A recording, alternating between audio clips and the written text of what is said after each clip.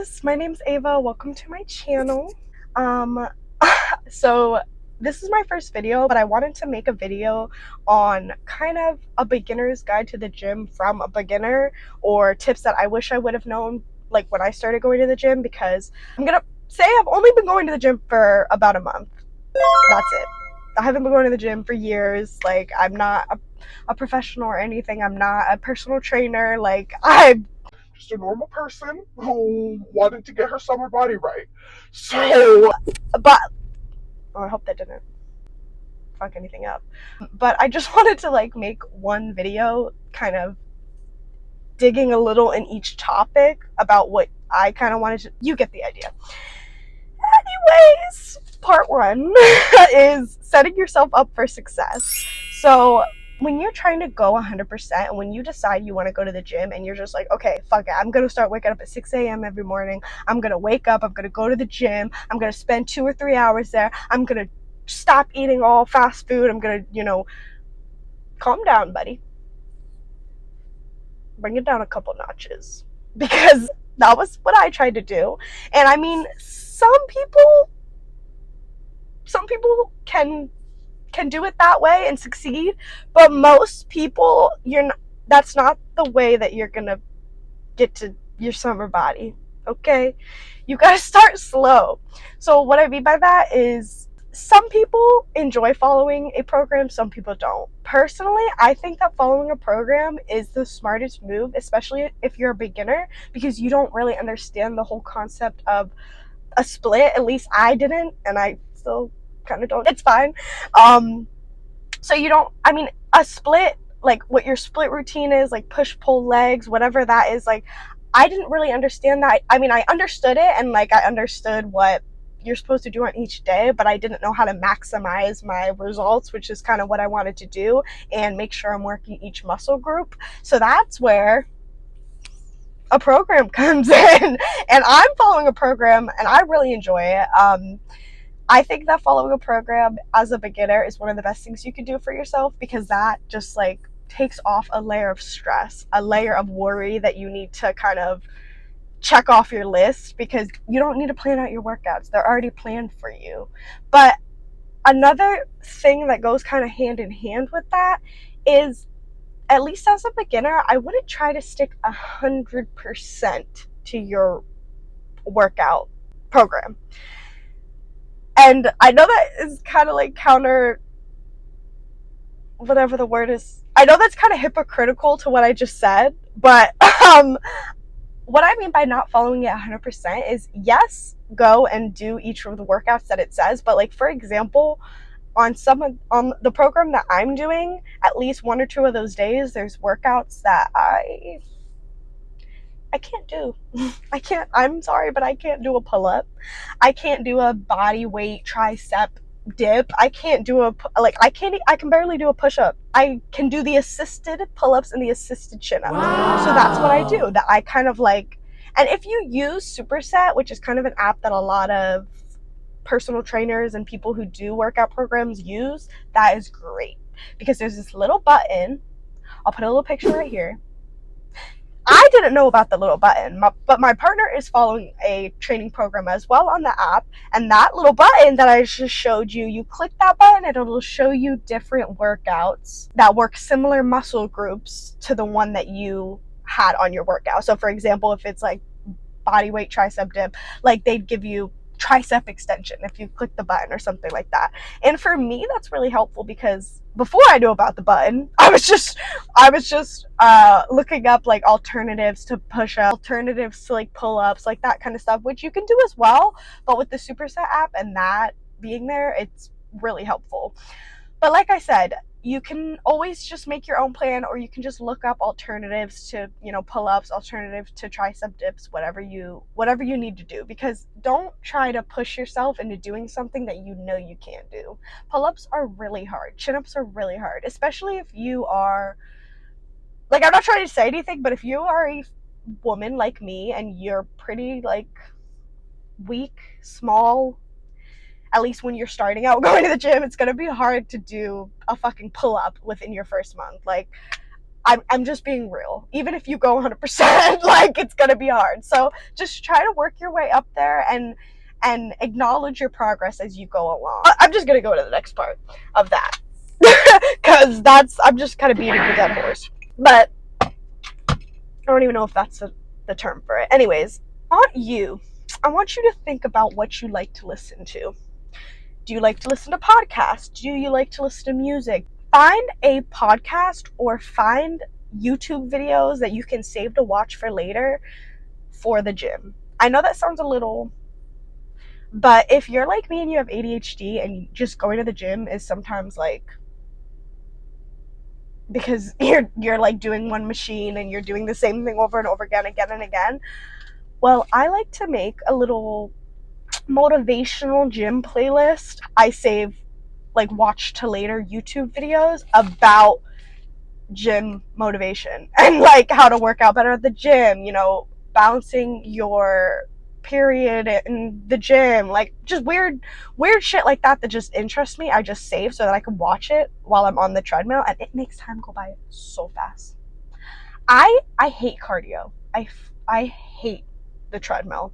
The treadmill is my worst enemy, but I know that I need to get a little bit here and there just to see some more progress. So I start out with a little bit before my workout. I do like 5-10 minutes, and that's all I need because I really don't like the fucking treadmill. Anyways, when I'm on there, I'm listening to little podcasts.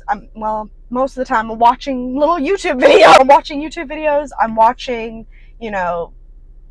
motivational shit on YouTube. Just anything that is like motivational, gym related. I'm getting like acid reflux.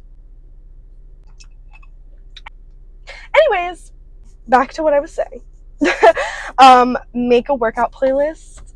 I promise you it will change your whole gym routine. It will change your gym life, because I have a couple of songs that I basically just play on repeat the whole time I'm working out, and somehow I still stay motivated. If you know, you know. Like, if you're just obsessed with a couple songs and you play them on repeat, somehow it just gets you motivated. I don't know. Backtracking a little bit, I kind of mentioned it before, tracking your progress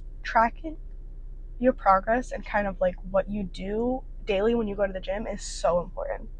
You don't need to be extra and overdo it, because I was starting out trying to track my rest times and stuff like that, and as a beginner it's just kind of overwhelming when you do that. So I would recommend at least just tracking what workout you're doing, how many sets, and how many reps. That's it. It doesn't have to be any more complicated than that. And taking progress pictures, it doesn't have to be every day, but maybe at least once a week. Taking a progress picture is so helpful, especially if you're like me and you're doing it for aesthetics. You're working out for aesthetics, at least right now. Taking a progress picture really helps with the motivation for going to the gym, because you can see, wow, I looked like that just a month ago, and now I look like this. Like, that's a lot of progress already, and now I'm more motivated to go. Also,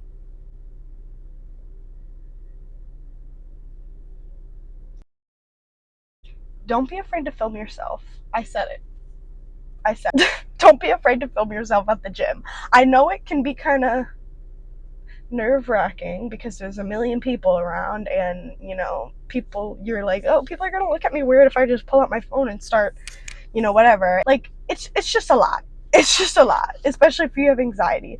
But if there's not that many people around you and you kind of keep it low-key, it's really helpful. Because at least with me, I was filming a couple of the workouts I was doing, and I was realizing that my form,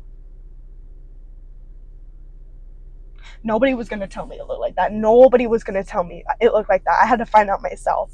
So taking videos and seeing your form can be very helpful. And if anybody comes up to you and says some shit, just be like, what? Like, I'm checking my form. And if you want to film and you want to post it on YouTube, like, fuck what other people say, okay? Like, everybody's always gonna have a problem with something. So other than that, wipe down your equipment.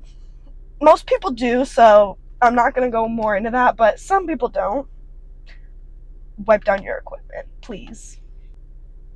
For us germaphobes out there, please. One more thing on that is taking like pre-workout and taking things like that to help you with your energy in the gym can be beneficial, but don't do it on an empty stomach, please. please don't do it on an empty stomach. At least put a banana or like a couple strawberries or a couple blueberries in your system before you go to the gym. A little yogurt parfait, like something really small. Like I usually always eat a banana, and it will help so much. If you started going to the gym and you take pre-workout, I feel like you'll know what I mean. It fucks your stomach up if you don't eat before. So just eat, take your pre-workout, and everything will be dandy and fine. But part 3 of this is going to be like your diet and nutrition. I'm not going to get too much into that because, like I said, I'm a beginner. I'm a beginner at the gym. I'm especially a beginner at diet and nutrition because I don't know much about it, and I'm still learning about macros, and I don't really count my calories because I'm lazy. I don't want to weigh out everything.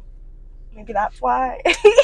I'm just kidding. But actually, I bought stuff to like weigh everything out. It's just I haven't really found time to do it because it is time consuming, and I do have a job and, you know, a lot of things going on. But there's always going to be excuses. So meal prepping and planning and counting your calories is obviously the best way to go, but I'm not going to start preaching it because if I don't even do it. So what I do is, and what I'm going to preach is that do not overwhelm yourself. Do not try to be like, I'm going to go 100% and just cut out all fast food and cut out all, you know, processed sugars and no saturated fats. Like that, it's good to start reducing those things, but don't try to be 100% and cut them out, because I really don't think, for most people at least, that that's going to be beneficial in the way to do it, because you're just going to overwhelm yourself. It's just going to be too much at first, and you're going to end up binging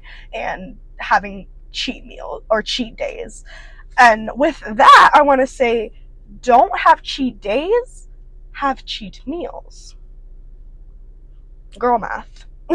No, seriously though, like, don't try not to have cheat days, because then you're going to feel even worse about yourself and your body's just not going to feel good. And it's just, especially if you're trying to get your summer bod and time is a ticking, don't have cheat days. Just have a little cheat meal every now and then. And with your cheat meals, make sure that you're opting for like healthier options. I mean, personally, I kind of ate healthy before I started on my gym journey. Kind of, emphasis on the kind of, because I was eating McDonald's, I was eating Taco Bell. Like, not every day, but, you know, a couple times a month. And I definitely went to McDonald's and got way more Oreo and M&M McFlurries than my body could handle. When you start going to the gym, just start with small things like that. If you're like me and you were doing that, what I did was I just stopped getting McFlurries. That was what I first started out doing. And I still ate like shit other than that, but I just started at least stopping with my McFlurries. I was drinking a sugary ass tea every day from this tea place near me that I fucking am obsessed with. So good. I still miss it, but so much sugar in it, and it was causing me to be bloated. It was causing me all kinds of like issues throughout the day with my energy, and just it was not it. So slowly cutting that out too. I went from like a couple cups a day, large cups a day, to none, just by slowly cutting it down, not trying to do it all at once, because if you try to do it all at once, it's literally going to feel miserable. It's going to feel like hell. With that, finding healthy little treats and healthy little desserts that you can still eat and feel good about. Obviously miss my McFlurries, but now I've been trying to make like these chocolate protein shakes, and even though it's not the same thing, I feel better about it, if that makes sense. So with that, like, finding little treats that are on the healthier side is a good way to start. And on top of that, please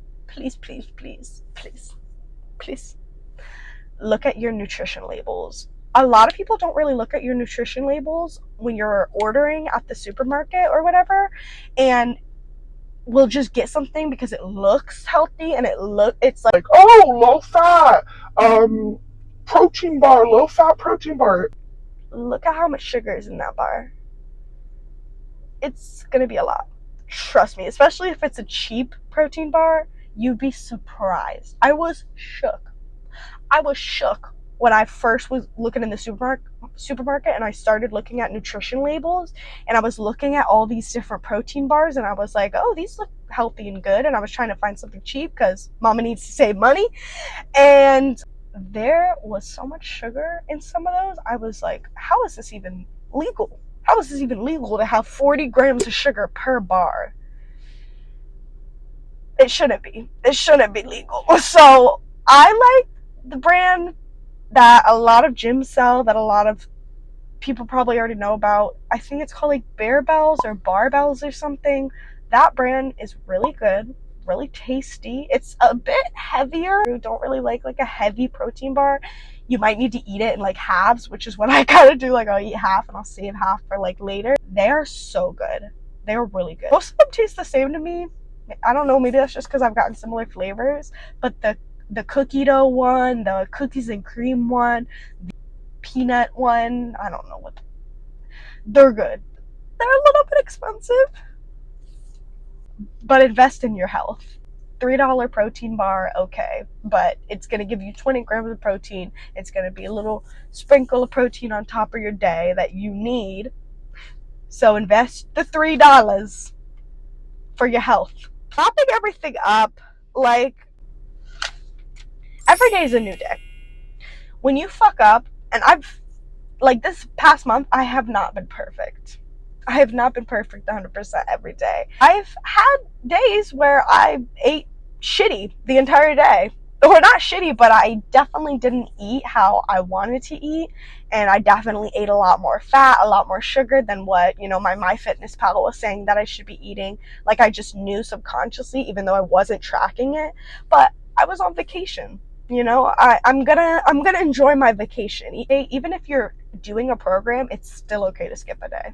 You need rest days, and you need to actually rest on those days. I'm talking like light cardio, if any, and stretching, lots of stretching, because those are going to be the key to your muscles building quicker. Trust me. If you watch Misfit and Nerdy, she goes into this a little bit, but she says that basically when you are working out and you are tightening your muscles, like with certain exercises in groups or whatever, it's when it's your rest days and when they're relaxing and recovering when they actually grow, because they're releasing the tension and building the muscle. Maybe I didn't explain that as probably good as she will, so definitely I recommend watching her videos on those, and just most of her videos in general I love and are just so helpful. So watching her gains my brains. Those YouTubers are so helpful and just really great if you're a girl beginning at the gym, because it kind of helps to see like another girl in the gym, because there's a lot of guys. With that, like, one more thing on your diet and nutrition. If you know you need to get something in, if you know you need to eat healthier and eat Greek yogurt and eat cottage cheese and eat fruit, but you don't like that and you don't like the taste of that shit or the texture, which I don't like fruit. I don't like the texture of fruit, but yeah, I know I need to eat it. And what I do is seem pretty simple, but I'm just going to say it anyways. Just blend it up and put it into other shit. I'm talking cottage cheese. Blend that shit up. Put it in a sauce. Put it in your smoothie. Like, I promise you're not going to taste it. I do not like Greek yogurt. I don't know why, but it just is nasty to me. But I put that shit in my smoothie every morning. Get a little bit of protein in. Get a little bit of the good stuff that's apparently in there.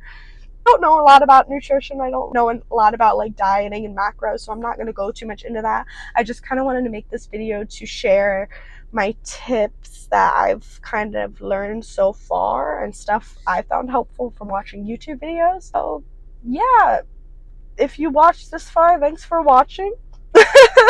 And I'll see y'all next time. Bye.